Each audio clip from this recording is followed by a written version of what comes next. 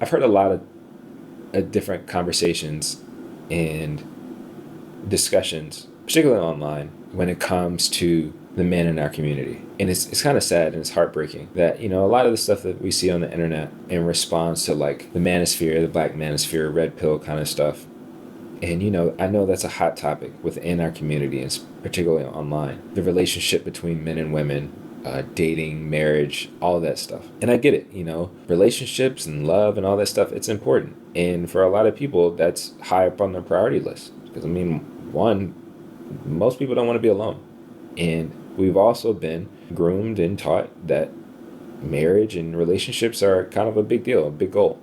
And I know sometimes within our community as black men, it's not even about marriage or relationships. It's about how many girls you can get, Again, that's a whole other topic. But in the midst of these conversations, and a lot of what we're seeing more and more of online and even offline, conversations and having conversations with different people. For some people, they feel like this current generation of adult men are kind of just lost. And like there's nothing you can do about it, And I know we've heard that kind of narrative and that kind of rhetoric before.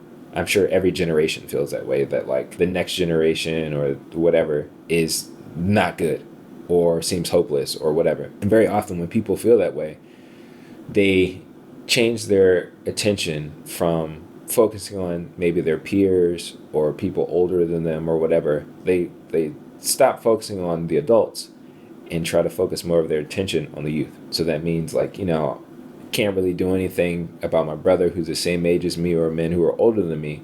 So I'm just going to do my best to serve those who are younger than me. And I get that. And honestly, I support that.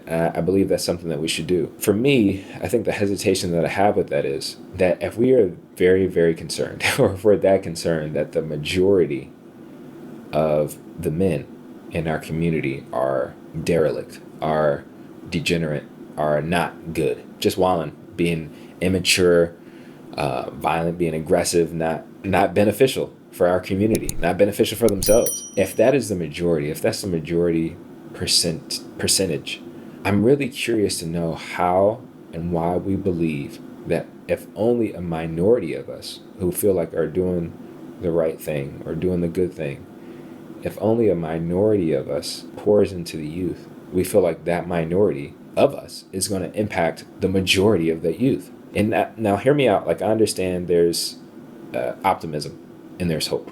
But honestly, if the majority that are adults, the majority of men in our community aren't being beneficial, aren't good influences, aren't good role models, and that majority has access to the same tools, the same resources, and the same platforms that we do, assuming that, beneficial men who are trying to raise the youth, impact the youth, influence the youth so that the next generation can be better. To me, that sounds like a losing battle.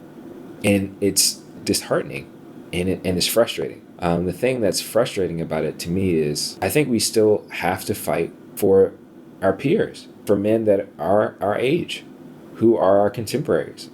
I think we still have to engage in conversations and discussions with them to try to change them, to influence them, and to not give up on my brother who's next to me or the elder in my life that could also be influencing my peers and my contemporaries and the generation next. And the reason I say that is because I don't want us to be hopeless. I don't want us to give up and just throw our hands up and feel like, well, it's just a lost cause. It's too late. People who are, in their 20s, their 30s, 40s or above, it's just a lost cause. A lot of times people say you can't teach old dogs new tricks. I don't believe that because I don't think we're dogs. I don't believe that. I'm not an animal. I'm not a wild beast, and neither are you.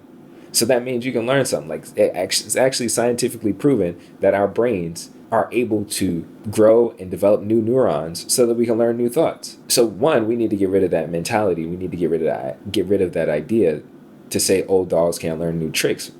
You're not a dog. And two, you can learn anything new if you put the effort into it. The reason I wanted to touch on this is because I want to encourage us and motivate us to continue to reach out to one another, to continue to reach out to our brothers who are our contemporaries, who are our peers, who we know that may not be beneficial right now, who may not have beneficial thoughts, who may not have productive and mature thoughts about the world around them, how they treat women, how they treat themselves, how they view the society, how they deal with road rage and other things like that. We have to keep fighting. We have to fight for the men that are right beside us, the men that are above us, and even the men that are supposed to come up after us, the young boys. We have to do that. And I appreciate it. And I appreciate the men who are educators, the men who are, involved in the community, influencing young people. Even if you are a content creator and like your main audience is people younger than you, we gotta do what we can to influence all of our community,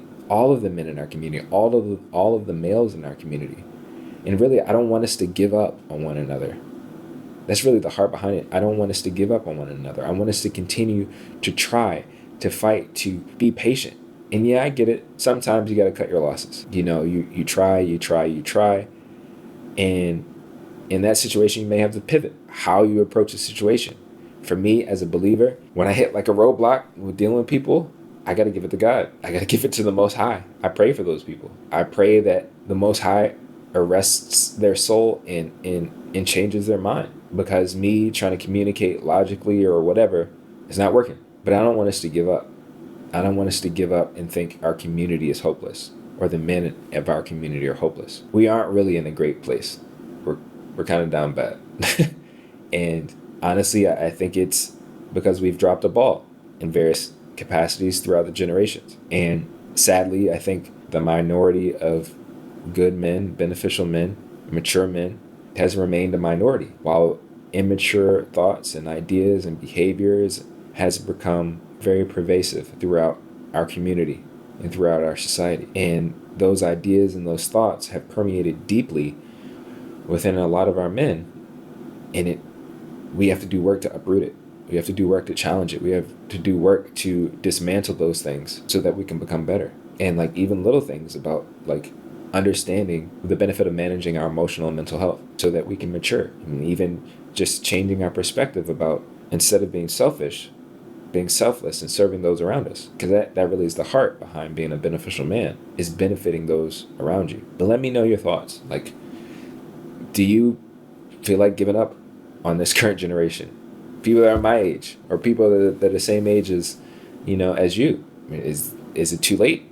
Do you think only thing we should do is really focus on reaching the next generation? Or do you feel like there is hope that other men's minds can be renewed so that we can have more beneficial men in our community to be able to raise and influence the next generation? Let me know your thoughts.